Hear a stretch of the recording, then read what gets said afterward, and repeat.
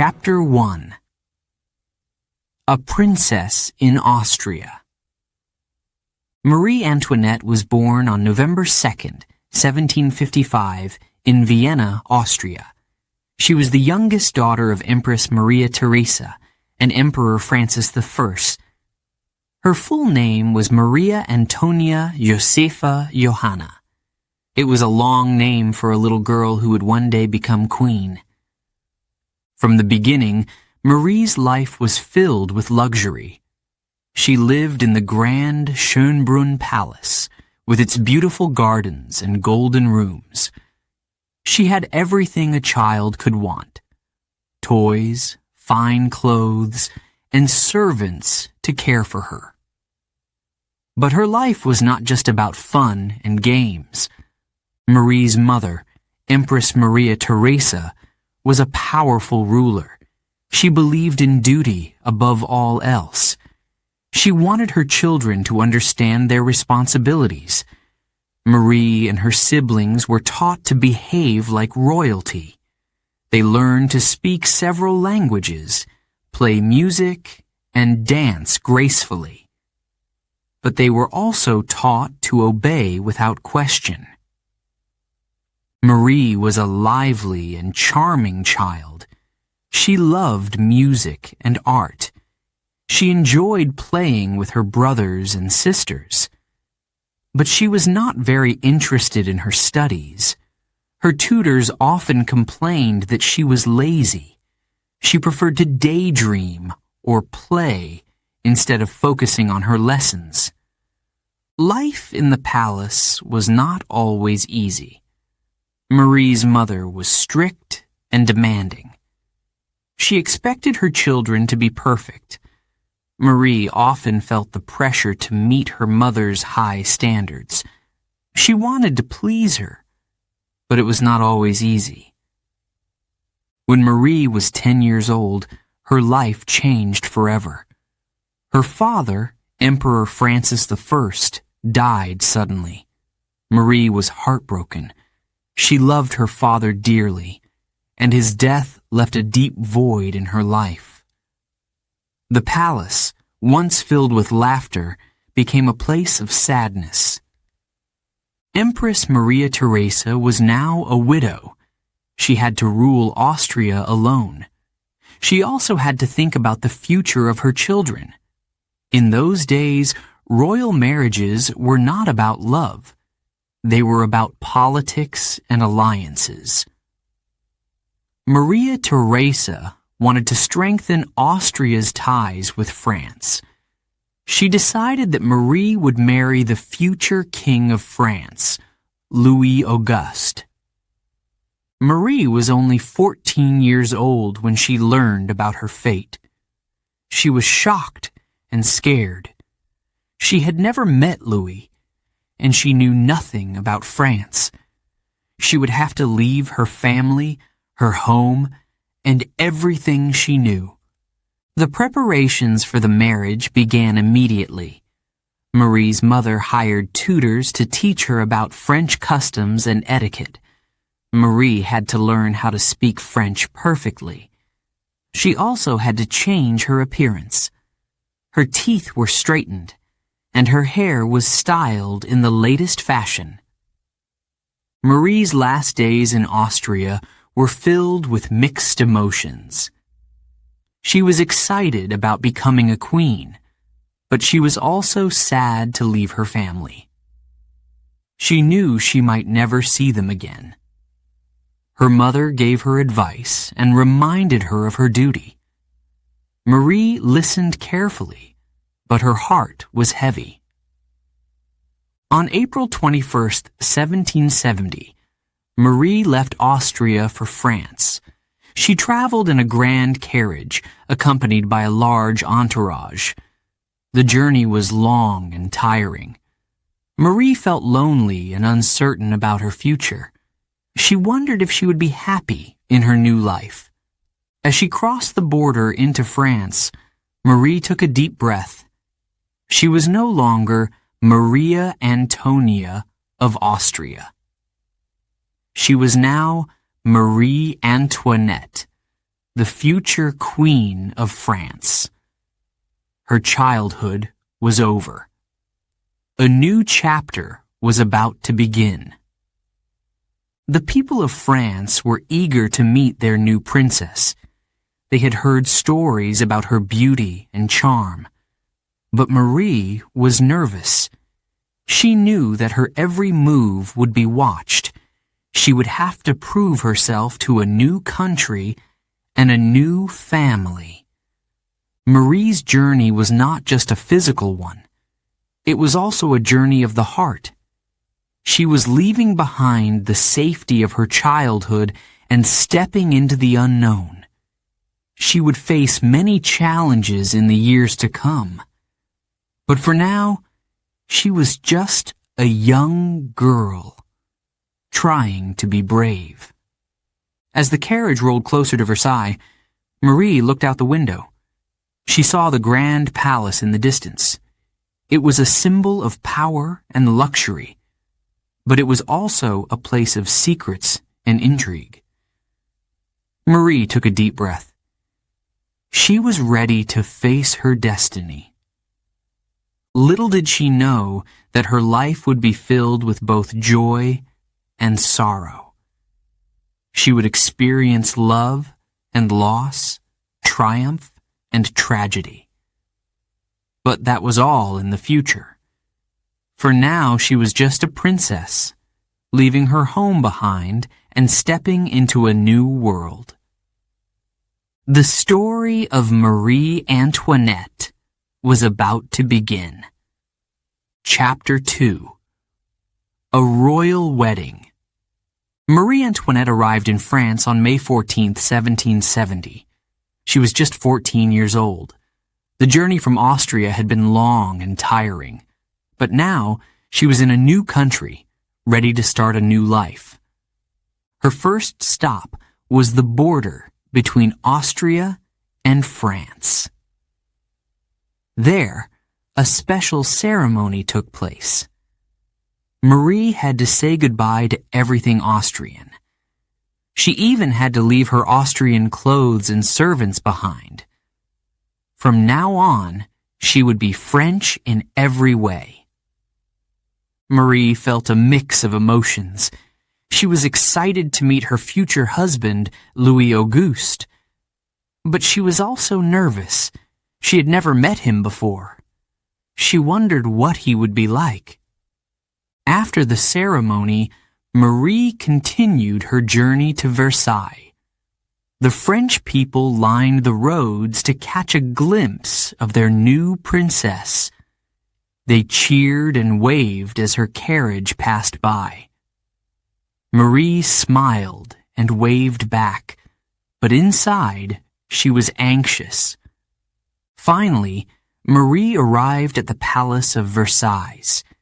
It was the most magnificent building she had ever seen. The palace was huge, with hundreds of rooms and beautiful gardens, but it was also intimidating. Marie knew that life here would be very different from what she was used to. The first meeting between Marie and Louis was awkward. Louis was 15 years old, just 1 year older than Marie. He was shy and quiet. Marie tried to make conversation, but Louis seemed unsure of what to say. The young couple was clearly nervous. The wedding took place on May 16th, 1770. It was a grand event, attended by hundreds of guests. Marie wore a beautiful white dress, decorated with diamonds and pearls. Louis wore a suit of gold and silver. The ceremony was held in the royal chapel at Versailles. As Marie walked down the aisle, all eyes were on her. She looked like a princess from a fairy tale, but inside she was trembling. She was about to marry a boy she barely knew. The wedding ceremony was long and formal. Marie and Louis exchanged vows and rings. They promised to love and honor each other. But for Marie, it felt more like a duty than a celebration. After the ceremony, there was a lavish feast. The tables were filled with delicious food and fine wine. There was music and dancing. But Marie felt out of place. She didn't know many people, and the French court was very different from what she was used to. That night, Marie and Louis were taken to their wedding chamber. It was a tradition for the royal couple to be watched as they went to bed. This was to prove that the marriage was real. Marie felt embarrassed and uncomfortable. She was just a young girl, and this was all very strange to her. The next morning, Marie woke up early. She looked around the grand room and felt a wave of loneliness. She missed her family and her home in Austria. She wondered if she would ever feel happy in this new place.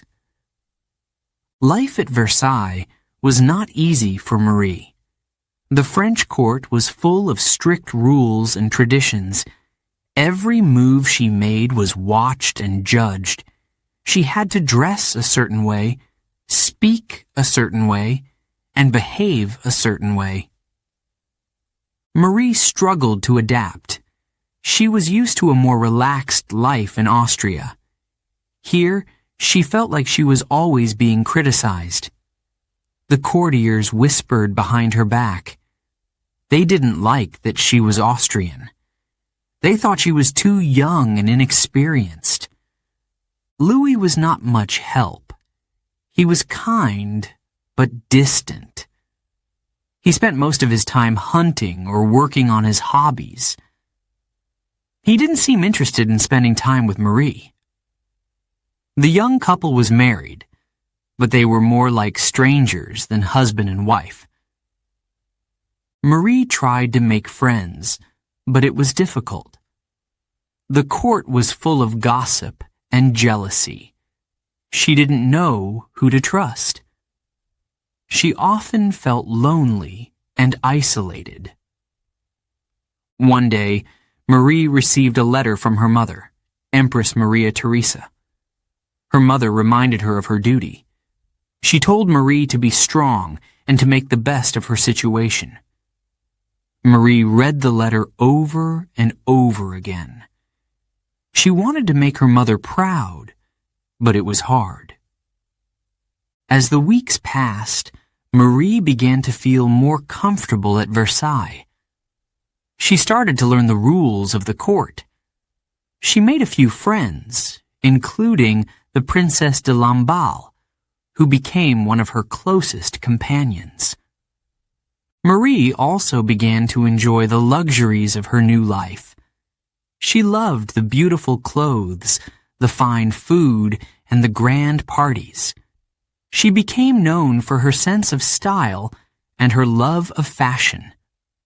But not everyone was happy with Marie's behavior. Some people thought she was too extravagant. They criticized her for spending too much money. Marie didn't understand why they were so harsh. She was just trying to make the best of her situation. Despite the challenges, Marie was determined to succeed. She wanted to be a good wife and a good queen. She knew that her life would not be easy, but she was ready to face whatever came her way. The story of Marie Antoinette was just beginning. She had a long journey ahead of her. There would be moments of joy and moments of sorrow. But for now, she was a young bride, trying to find her place in a new world. As she looked out the window of her grand palace, Marie took a deep breath. She was no longer a princess of Austria. She was now the Dauphine of France. Her life would never be the same again. The future was uncertain, but Marie was ready to face it.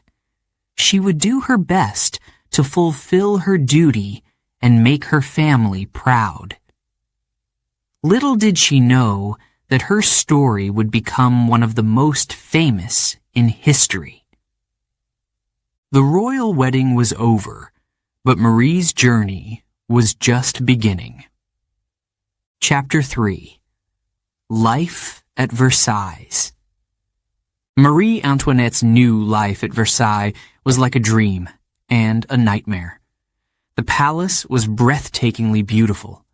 Its grand halls were filled with gold, crystal, and priceless art. The gardens were vast and perfectly manicured. Everywhere Marie looked, there was luxury. But beneath the surface, Versailles was a place of secrets, gossip, and pressure. At first, Marie was enchanted by her new home. She loved the grand parties, the elegant balls, and the endless entertainment. She quickly became the center of attention. Her beauty, charm, and sense of style made her popular among the courtiers. She wore the latest fashions, with elaborate hairstyles and stunning dresses. People admired her, but they also watched her every move. Marie enjoyed the freedom to explore her interests. She loved music, theater, and art. She often attended concerts and performances. She also spent time in the gardens, where she could escape from the strict rules of the court. For a young girl, it was a world of wonder. But life at Versailles was not all fun and games. The French court was a place of rigid traditions and strict etiquette. Every action, every word, and even every gesture had to be perfect. Marie struggled to follow all the rules. She was used to a more relaxed life in Austria. Here, she felt like she was always being judged. The courtiers were quick to criticize Marie. They didn't like that she was Austrian. They thought she was too young and inexperienced. They whispered behind her back, spreading rumors and gossip. Marie tried to ignore them, but it was hard. She wanted to fit in, but she felt like an outsider. One of the biggest challenges Marie faced was her relationship with Louis. The young couple was married, but they were not close. Louis was shy and reserved. He spent most of his time hunting or working on his hobbies. He didn't seem interested in spending time with Marie. She tried to connect with him, but it was difficult. Marie's loneliness grew. She missed her family and her home in Austria. She wrote letters to her mother, Empress Maria Theresa, who always reminded her of her duty. Marie wanted to make her mother proud, but she felt overwhelmed. To cope with her feelings, Marie turned to the things she enjoyed. She spent more time on her hobbies and interests. She loved fashion and began to wear even more elaborate dresses. She also spent money on jewelry, furniture, and other luxuries. But Marie's spending soon became a problem. The French economy was struggling, and many people were poor. When they heard about Marie's extravagant lifestyle, they were angry. They called her wasteful and selfish. Marie didn't understand why they were so critical. She was just trying to make the best of her situation. The pressure on Marie grew. She was constantly watched and judged. Every mistake she made was exaggerated. Every word she said was analyzed. She felt like she could never do anything right.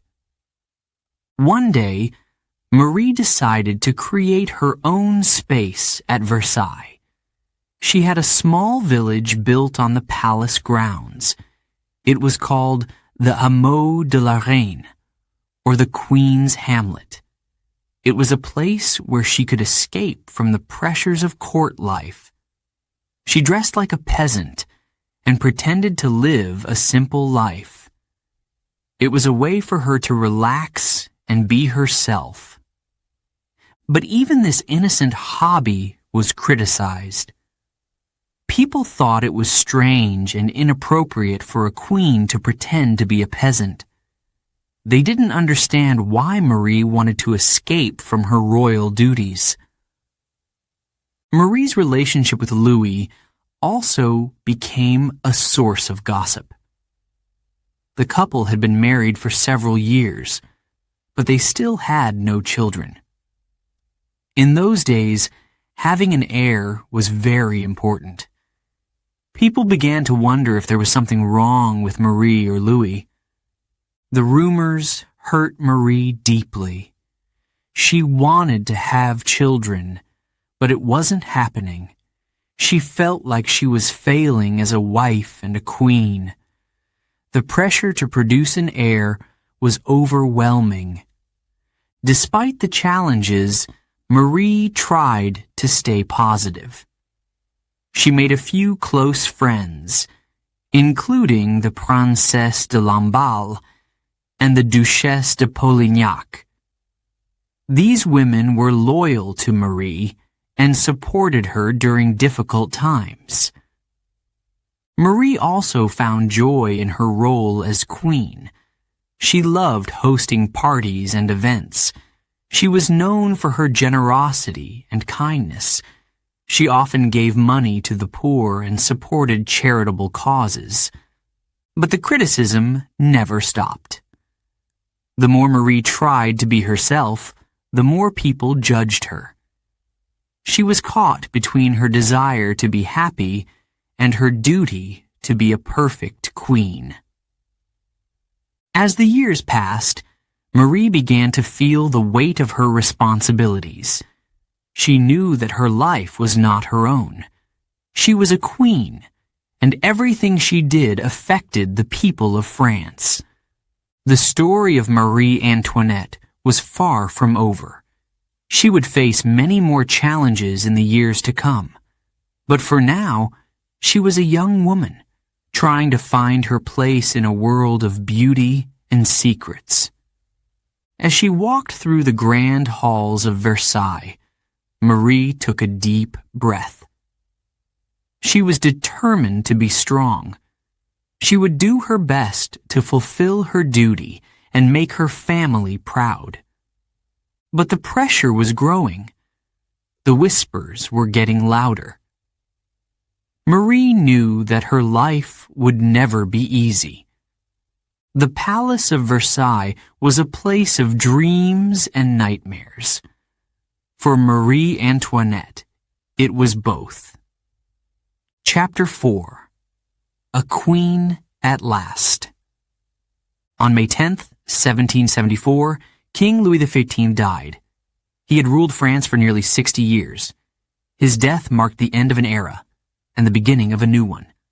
Marie Antoinette's husband, Louis Auguste, became King Louis XVI. At just 19 years old, Marie was now the Queen of France. The news spread quickly. The people of France were hopeful. They wanted a fresh start after years of struggle. They looked to their new king and queen with optimism. But Marie was nervous. She was young and inexperienced. She knew that being queen would not be easy. The coronation of Louis XVI took place on June 11th, 1775, in the Grand Cathedral of Reims. It was a magnificent ceremony, filled with tradition and symbolism. Marie watched as her husband was crowned king. She felt a mix of pride and fear. She was now the queen of one of the most powerful countries in Europe. As queen, Marie had many responsibilities. She was expected to be a role model for the people of France. She had to attend official events, host parties, and support charitable causes. She also had to manage her household and the many servants who worked for her. Marie tried to fulfill her duties, but she struggled. She was still young and unsure of herself. She often felt overwhelmed by the expectations placed on her. She missed the carefree days of her youth. One of Marie's biggest challenges was her relationship with the French people.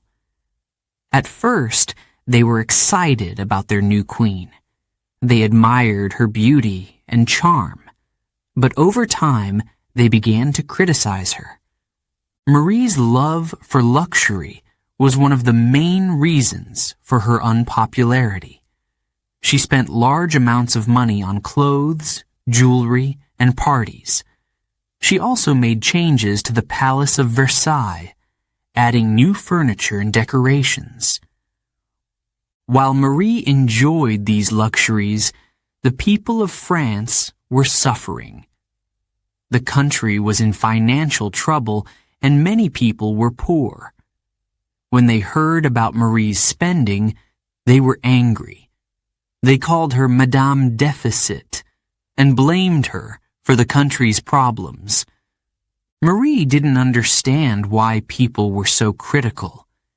She believed that as queen, she had the right to enjoy the finer things in life. She didn't realize how her actions were affecting others. Another problem was Marie's distant manner. She was often seen as cold and aloof. She didn't connect with the people of France in the way they expected. She preferred to spend time with her close friends and family, rather than engaging with the public. This distance made Marie even more unpopular. People felt that she didn't care about them. They wanted a queen who was compassionate and involved. Instead, they saw Marie as selfish and out of touch. The criticism hurt Marie deeply. She wanted to be a good queen, but she didn't know how. She felt like she was constantly being judged. Every mistake she made was exaggerated. Every word she said was analyzed. Marie's relationship with Louis was also strained. Louis was now king, but he was still shy and reserved. He spent most of his time working on his hobbies or dealing with political matters. He didn't seem interested in spending time with Marie. The couple still had no children, which added to the pressure. In those days, having an heir was very important. People began to wonder if there was something wrong with Marie or Louis. The rumors hurt Marie deeply. She wanted to have children, but it wasn't happening. Despite the challenges, Marie tried to stay positive. She found joy in her hobbies and interests. She loved music, theater, and art. She often attended concerts and performances. She also spent time in the gardens of Versailles, where she could escape from the pressures of court life. Marie also made a few close friends, including the Princesse de Lamballe and the Duchesse de Polignac. These women were loyal to Marie and supported her during difficult times. They provided her with comfort and companionship. But the criticism never stopped. The more Marie tried to be herself, the more people judged her. She was caught between her desire to be happy and her duty to be a perfect queen. As the years passed, Marie began to feel the weight of her responsibilities. She knew that her life was not her own. She was a queen, and everything she did affected the people of France. The story of Marie Antoinette was far from over. She would face many more challenges in the years to come. But for now, she was a young queen, trying to find her place in a world of luxury and criticism. As she looked out the window of her grand palace, Marie took a deep breath. She was determined to be strong. She would do her best to fulfill her duty and make her family proud.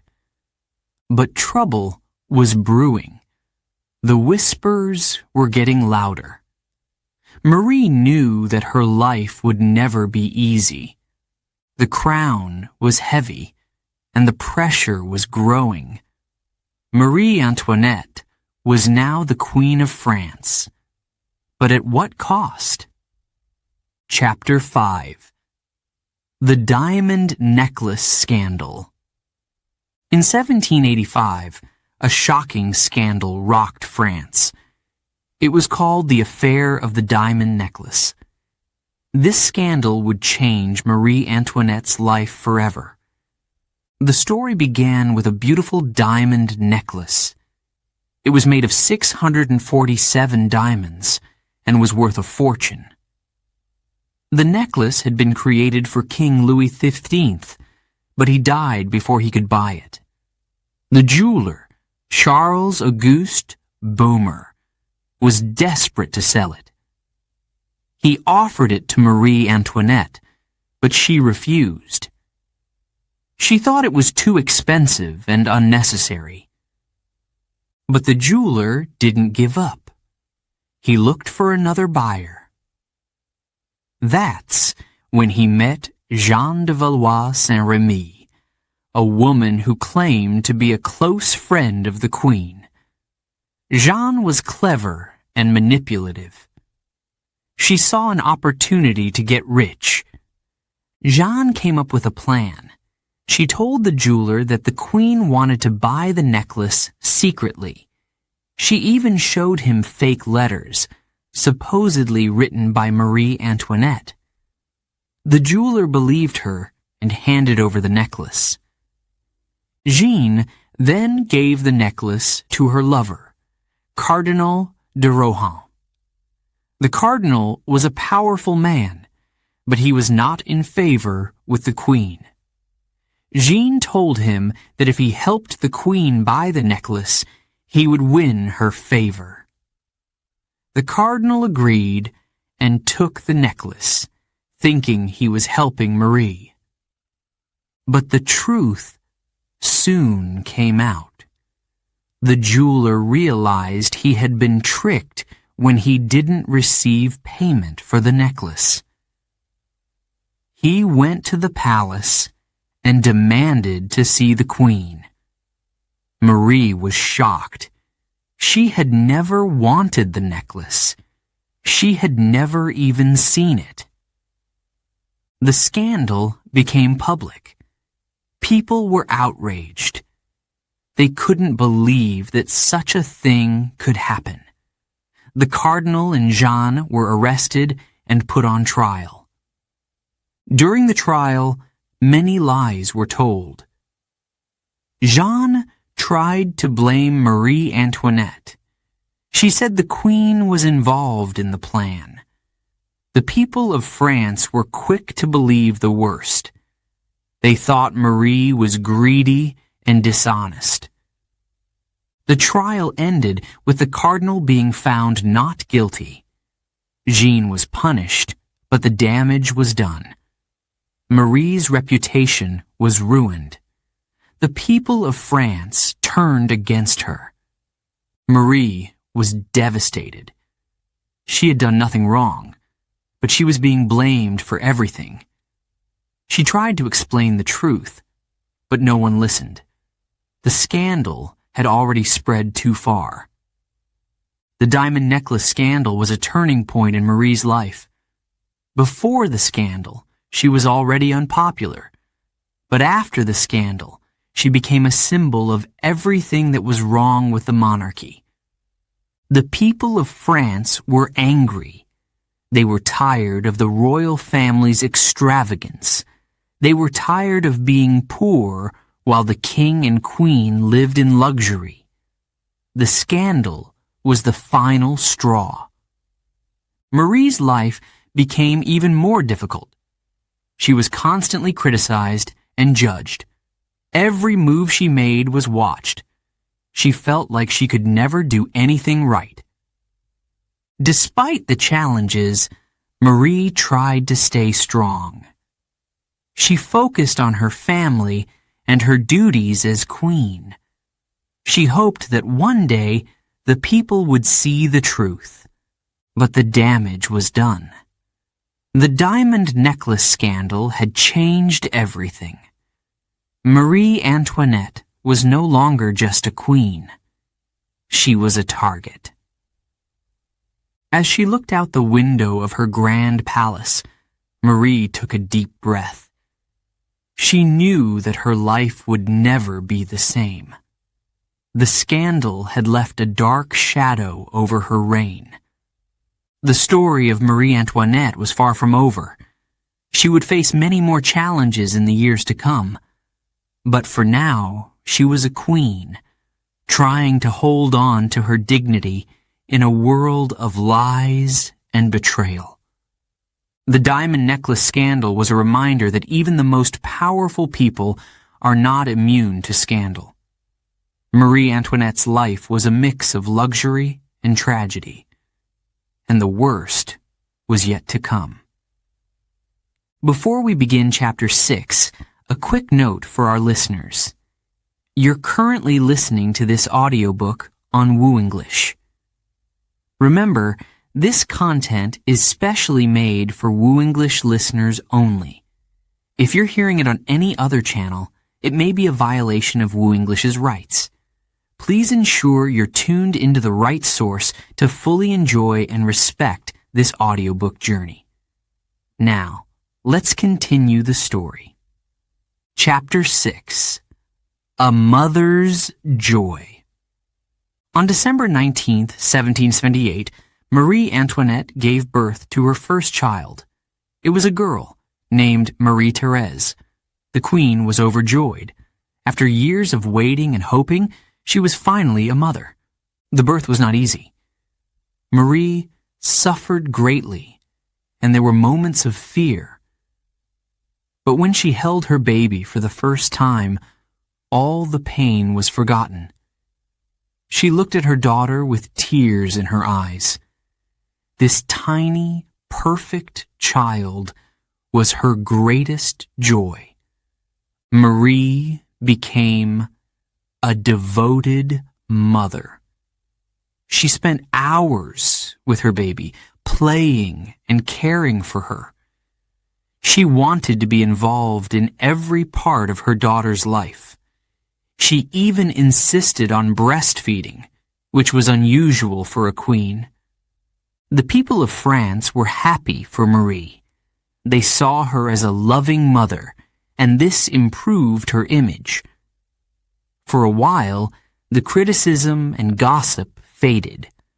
Marie was no longer just a queen. She was a mother, and that made her more relatable. Over the next few years, Marie had 3 more children.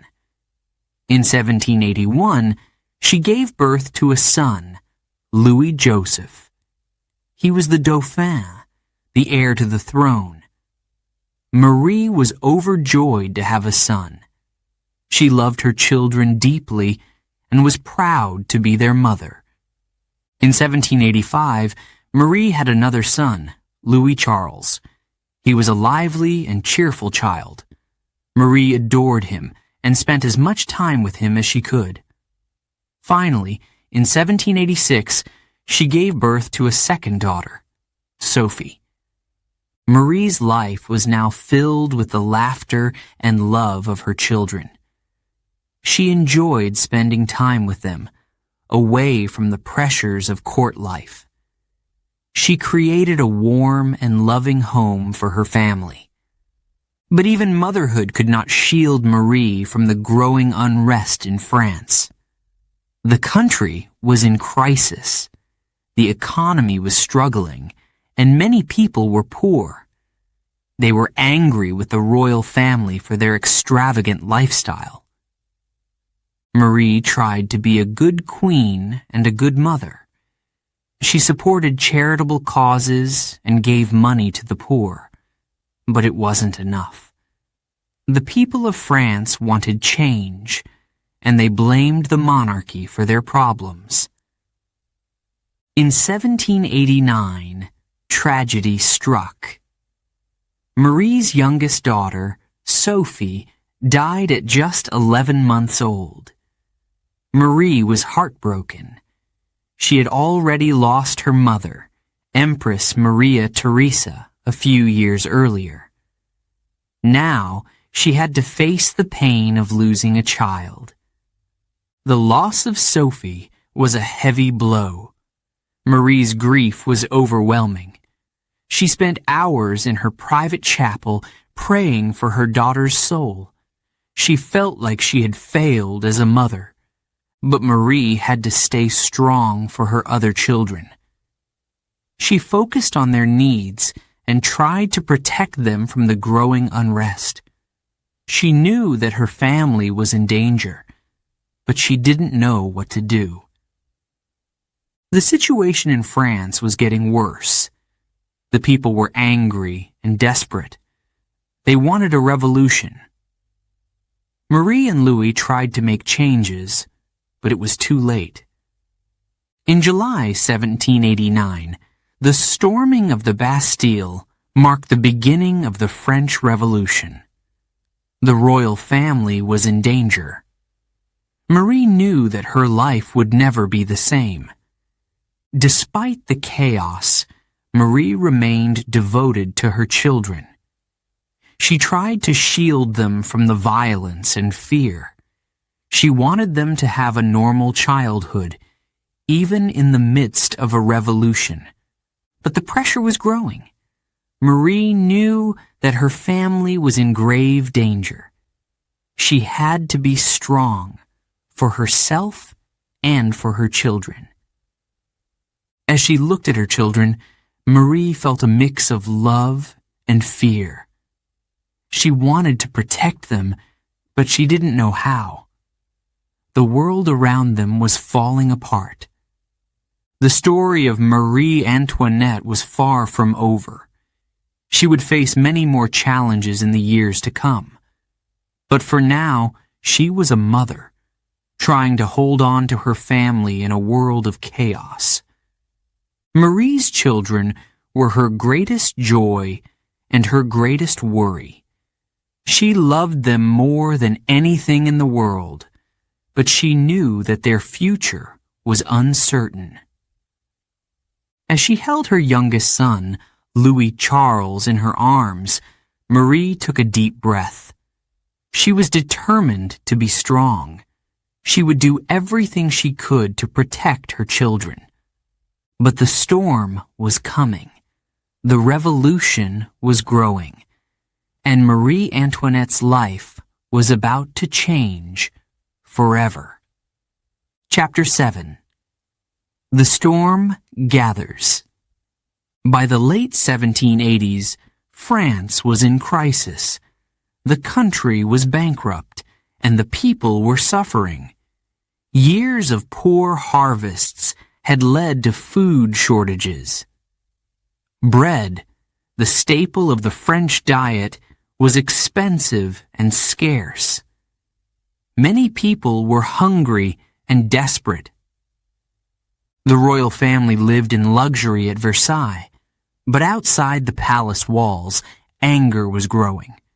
The people blamed King Louis XVI and Queen Marie Antoinette for their problems. They believed the monarchy was wasteful and out of touch. Marie and Louis knew that France was in trouble. They tried to make changes, but it was too late. The king called for a meeting of the Estates General, a group of representatives from different parts of French society. He hoped they could find a solution to the country's problems. The Estates General met in May 1789. It was the first time they had been called in over 150 years. The representatives were divided into three groups: the clergy, the nobility, and the common people. The common people, known as the Third Estate, demanded more power. They wanted a fairer system. But the king and the nobility resisted. They were unwilling to give up their privileges. The Third Estate grew frustrated. They felt that their voices were not being heard. On June 20th, 1789, the Third Estate took a bold step. They declared themselves the National Assembly. They claimed to represent the people of France. This was a direct challenge to the king's authority. Louis was unsure of what to do.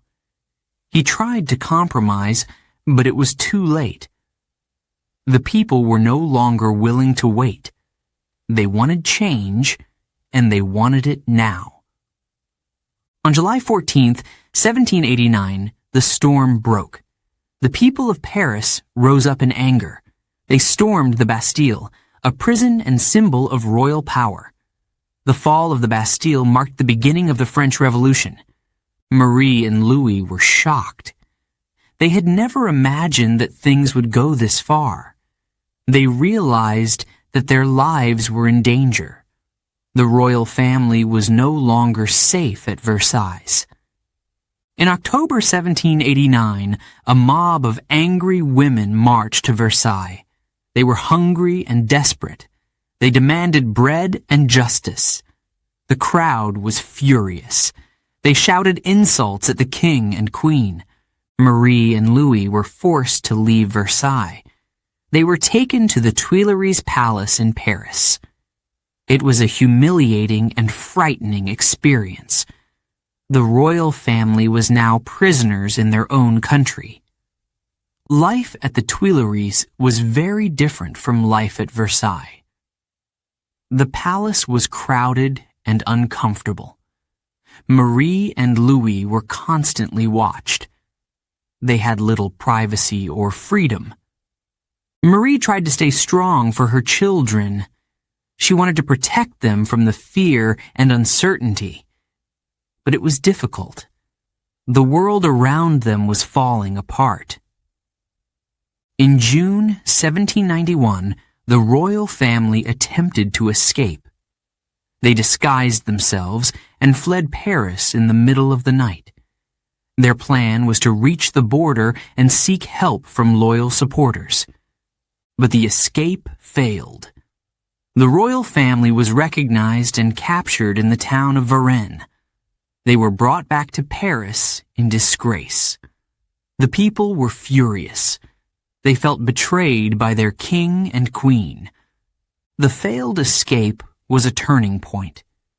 It destroyed any remaining trust between the royal family and the people of France. Marie and Louis knew that their situation was desperate. In September 1791, a new constitution was introduced. It limited the king's power and made France a constitutional monarchy. Louis was forced to accept it, but he was unhappy. He felt that his authority had been taken away. Marie was also unhappy. She believed that the monarchy was being destroyed.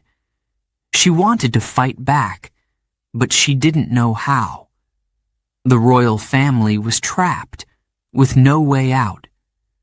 As the months passed, the situation grew worse. The revolution became more radical. The people demanded the end of the monarchy. Marie and Louis knew that their time was running out.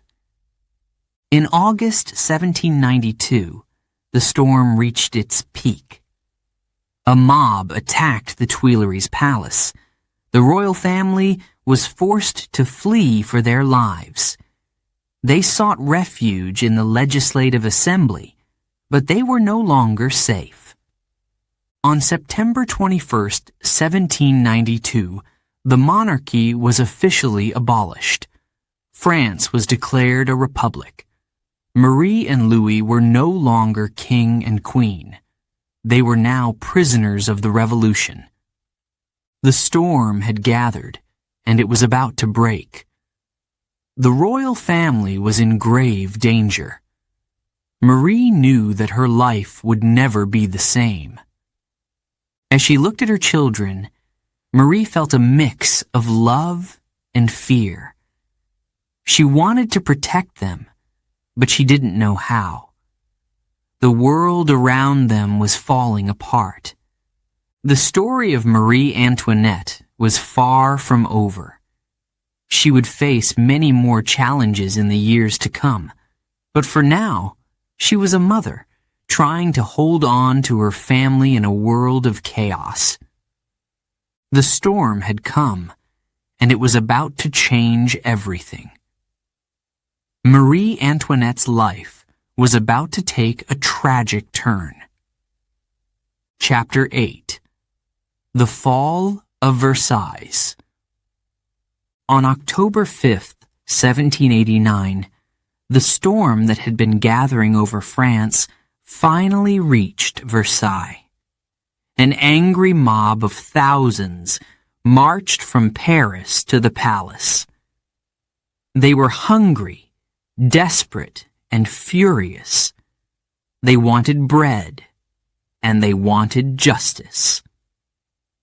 The royal family had been living in luxury at Versailles, but outside the palace walls, the people were suffering. The economic crisis had left many without food or work. The gap between the rich and the poor had never been wider. The people blamed King Louis XVI and Queen Marie Antoinette for their misery. As the mob approached Versailles, panic spread through the palace. The king and queen were warned of the danger, but they didn't know what to do. Louis tried to remain calm, but Marie was terrified. She knew that the people's anger was directed at her. The mob arrived at Versailles late in the afternoon. They were armed with sticks, knives, and whatever they could find. They shouted insults and demands. "Bread!" they cried. "Give us bread!" The king met with a group of representatives from the mob. He promised to provide food and to support the people's demands. But the crowd was not satisfied. They wanted more. They wanted the royal family to come to Paris. That night, the palace was tense. Marie and Louis stayed in their rooms, surrounded by guards. They could hear the noise of the mob outside. It was a long and frightening night. Early the next morning, the mob broke into the palace. They stormed through the halls, looking for the queen. Marie barely escaped in time. She ran through a secret passage to the king's room. Her heart was pounding. She knew that her life was in danger. The mob was furious. They broke into Marie's bedroom, destroying everything in their path. They shouted for her head. It was a terrifying moment. Finally, Louis appeared on a balcony to address the crowd. He promised to go to Paris with his family. The people cheered, but it was not a happy moment. The royal family was now prisoners of the revolution. Marie joined Louis on the balcony. She held her children close. The crowd shouted insults at her, but she remained calm. She knew that she had to be strong for her family. Later that day, the royal family left Versailles for the last time. They were taken to the Tuileries Palace in Paris. The journey was slow and humiliating. The mob followed them, shouting and waving weapons. As they left Versailles, Marie looked back at the palace. It had been her home for nearly 20 years. She had lived there as a young bride, a queen, and a mother. Now she was leaving it behind, not knowing if she would ever return. Life at the Tuileries was very different from life at Versailles. The palace was crowded and uncomfortable. The royal family had little privacy or freedom. They were constantly watched by guards and revolutionaries. Marie tried to stay strong for her children. She wanted to protect them from the fear and uncertainty. But it was difficult. The world around them was falling apart. The fall of Versailles was a turning point in the French Revolution. It marked the end of the old monarchy and the beginning of a new era. For Marie and Louis, it was the beginning of a long and difficult journey. As she looked out of the window of the Tuileries Palace, Marie felt a mix of emotions. She was scared for her family's future, but she was also determined to survive. She knew that the road ahead would be hard, but she was ready to face it. The story of Marie Antoinette was far from over. She would face many more challenges in the years to come.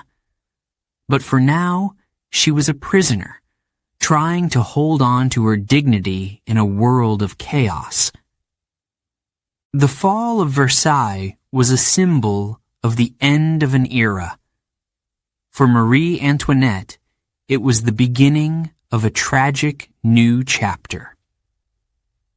Chapter 9. The Escape That Failed. By 1791, the royal family's situation was desperate.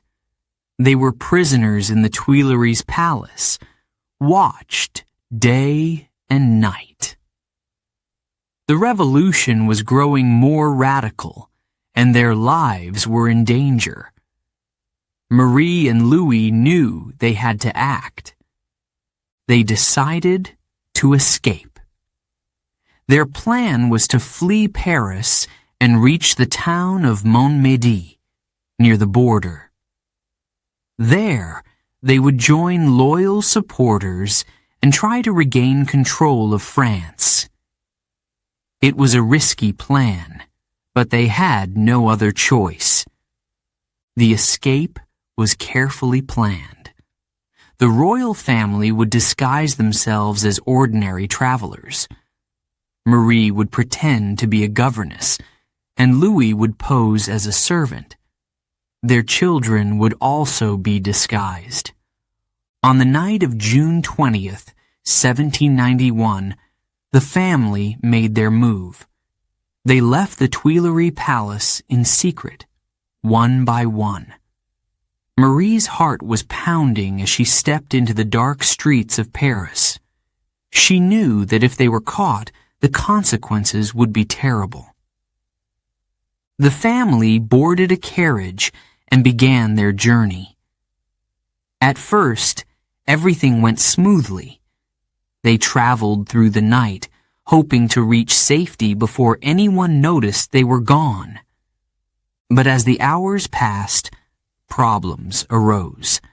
The carriage was slow, and they had to make several stops.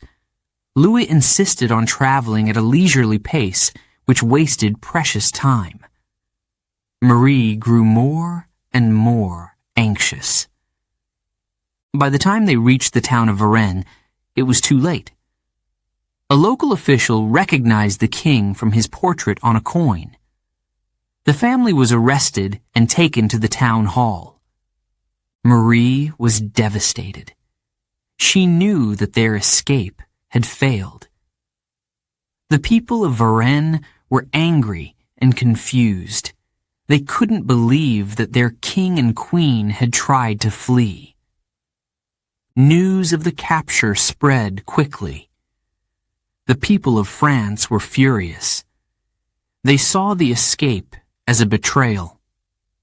The royal family had tried to abandon them, and that was unforgivable. The family was taken back to Paris under heavy guard. The journey was humiliating. Crowds lined the roads, shouting insults and throwing stones. Marie held her children close, trying to shield them from the anger. When they arrived in Paris, the family was locked in the Tuileries Palace once again. But this time, they were treated even more harshly. Guards watched their every move, and their freedoms were further restricted. The failed escape was a turning point. It destroyed any remaining trust between the royal family and the people of France. Marie and Louis were now seen as traitors. Their fate hung in the balance. In September 1791, a new constitution was introduced. It limited the king's power and made France a constitutional monarchy. Louis was forced to accept it, but he was unhappy. He felt that his authority had been taken away. Marie was also unhappy. She believed that the monarchy was being destroyed. She wanted to fight back, but she didn't know how. The royal family was trapped, with no way out. As the months passed, the situation grew worse. The revolution became more radical. The people demanded the end of the monarchy. Marie and Louis knew that their time was running out. In August 1792, the storm reached its peak. A mob attacked the Tuileries Palace. The royal family was forced to flee for their lives. They sought refuge in the Legislative Assembly, but they were no longer safe. On September 21st, 1792, the monarchy was officially abolished. France was declared a republic. Marie and Louis were no longer king and queen. They were now prisoners of the revolution. The failed escape had sealed their fate. The royal family was in grave danger.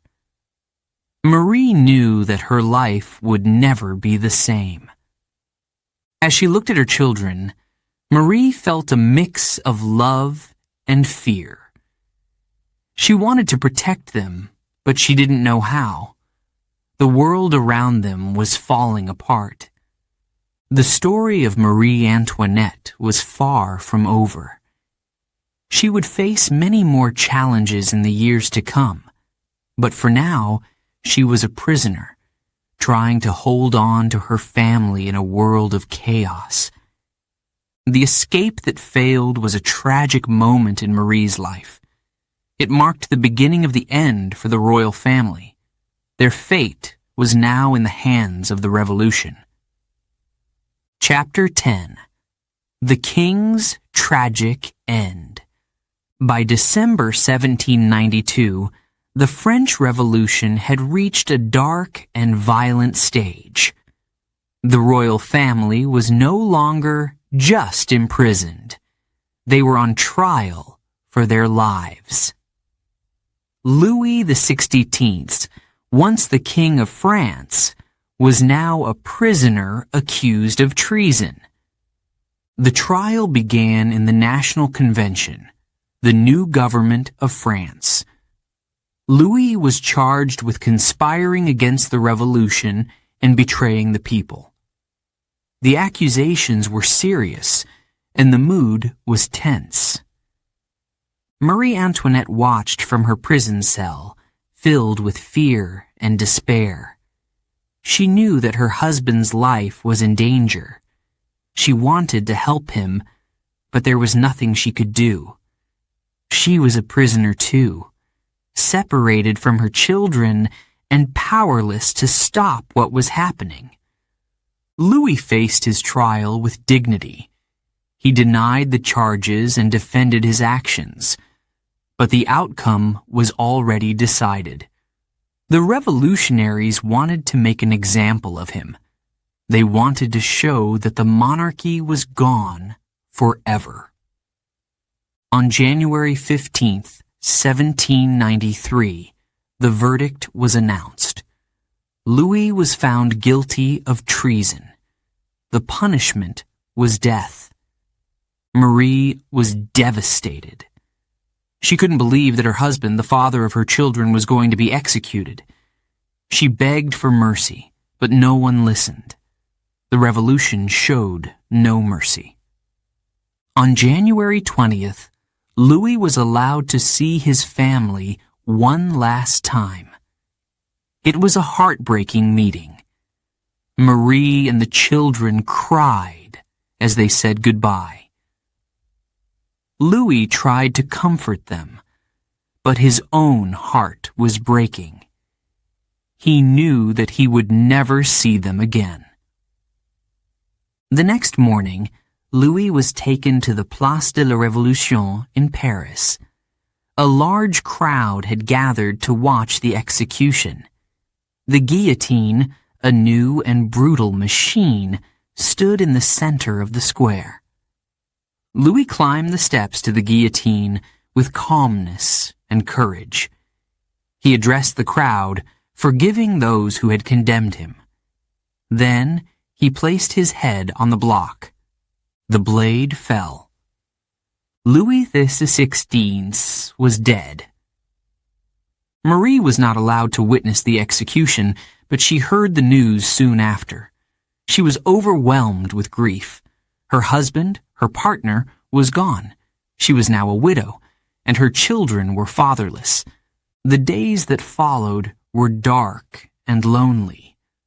Marie was consumed by sorrow. She thought about her husband and the life they had shared. She thought about their children and the uncertain future they faced.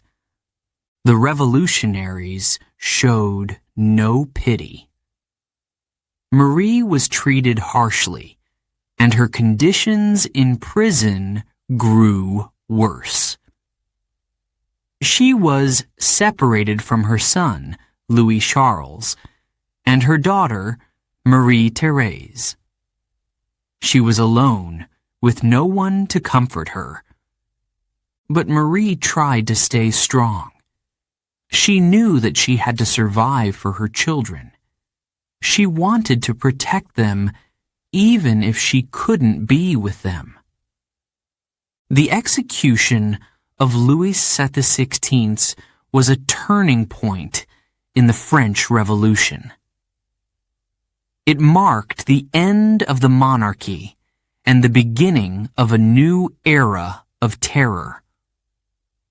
For Marie Antoinette, it was the beginning of her own tragic end. As she sat in her prison cell, Marie thought about her life.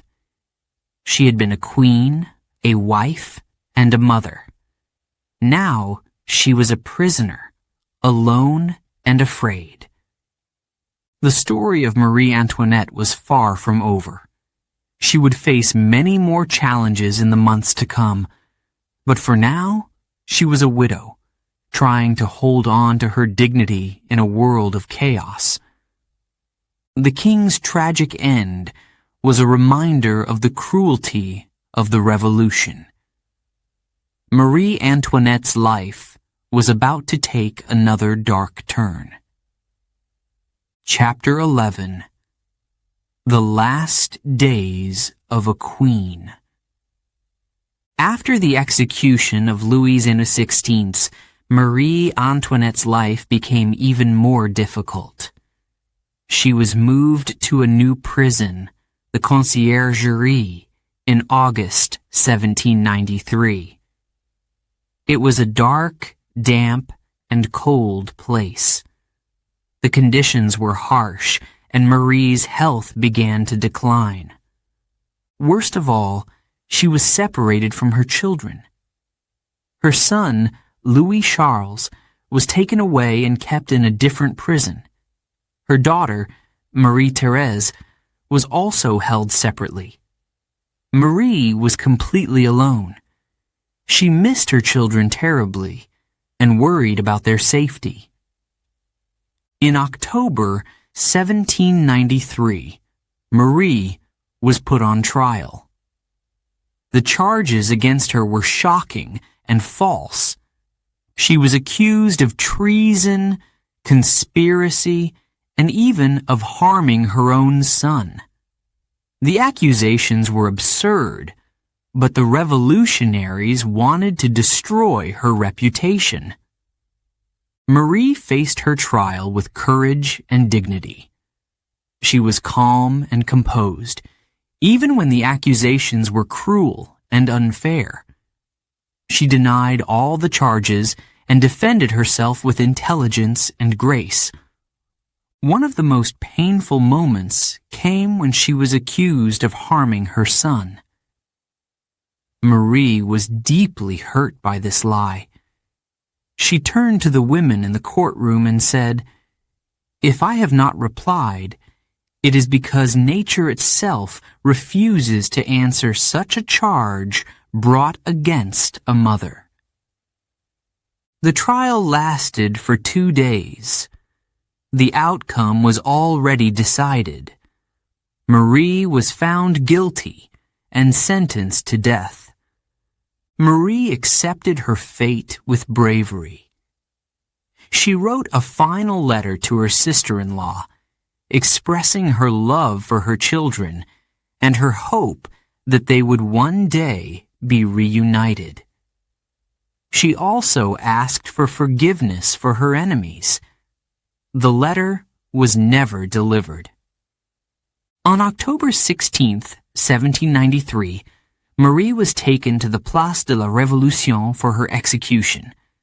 She wore a simple white dress and her hair was cut short. She was calm and composed, showing no fear. The journey to the guillotine was slow and humiliating. Crowds lined the streets, shouting insults and curses. Marie ignored them. She kept her head high and her dignity intact. When she arrived at the guillotine, Marie stepped out of the cart with grace. She climbed the steps to the platform without hesitation. Her final moments were quiet and dignified. The blade fell. Marie Antoinette was dead. The world watched in shock as the story of the once glamorous queen came to a tragic end. Her execution marked the end of an era and the triumph of the revolution. Marie's final days were filled with sorrow, but also with dignity.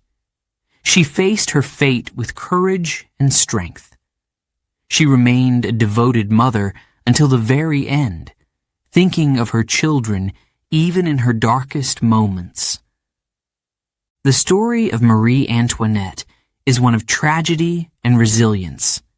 She was a queen who faced unimaginable challenges with grace and bravery. Her life was marked by luxury and loss, joy and sorrow. As the world remembered Marie Antoinette, her legacy lived on. She became a symbol of the excesses of the monarchy, but also of the human cost of revolution. Her story continues to fascinate and inspire, reminding us of the power of dignity and courage in the face of adversity. The last days of Marie Antoinette were a testament to her strength and character. She faced her fate with bravery, leaving behind a legacy that would never be forgotten. Chapter 12. A Legacy Remembered. Marie Antoinette's life ended tragically on October 16, 1793. Her execution marked the end of an era. But her story did not end there. It lived on, capturing the imagination of people around the world. Marie was remembered in many ways.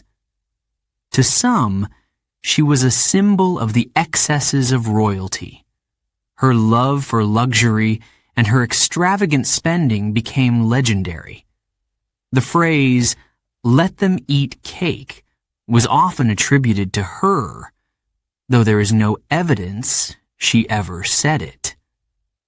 This phrase came to represent the disconnect between the monarchy and the people. To others, Marie was a victim of the revolution. She was a woman who faced unimaginable challenges with courage and dignity. Her final days, filled with sorrow and bravery, touched the hearts of many. Marie's children also played a role in her legacy. Her daughter, Marie-Thérèse, was the only member of the immediate family to survive the revolution. She was released from prison in 1795 and later married her cousin, the Duke of Angoulême. She worked to restore the memory of her parents and to honor their legacy. Marie's son, Louis Charles, did not survive. He died in prison in 1795 at the age of 10. His death was a tragic reminder of the cruelty of the revolution. In the years that followed, Marie Antoinette became a figure of fascination. Books, plays, and films were made about her life. She was portrayed as a tragic queen, a devoted mother, and a symbol of the old world. Her story also inspired artists and writers. Paintings, sculptures, and operas were created in her honor. Her life became a source of inspiration for many. Marie's legacy is complex. She was a woman of contradictions. She was a queen who loved luxury, but also a mother who cared deeply for her children. She was a symbol of the excesses of royalty, but also a victim of the revolution. Her life reminds us of the human cost of political change. It shows us the dangers of inequality and the importance of understanding and compassion. As the years passed, Marie Antoinette's story continued to resonate. She became a symbol of resilience and courage. Her ability to face adversity with dignity inspired many. Today, Marie Antoinette is remembered in many ways. Her life is studied by historians, and her story is told in schools and museums. Her legacy lives on in the hearts of those who are inspired by her courage and strength. The story of Marie Antoinette is one of tragedy and resilience. It is a story of a woman who faced unimaginable challenges with grace and bravery. Her life was marked by luxury and loss, joy and sorrow. As we look back on her life, we are reminded of the power of dignity and courage in the face of adversity.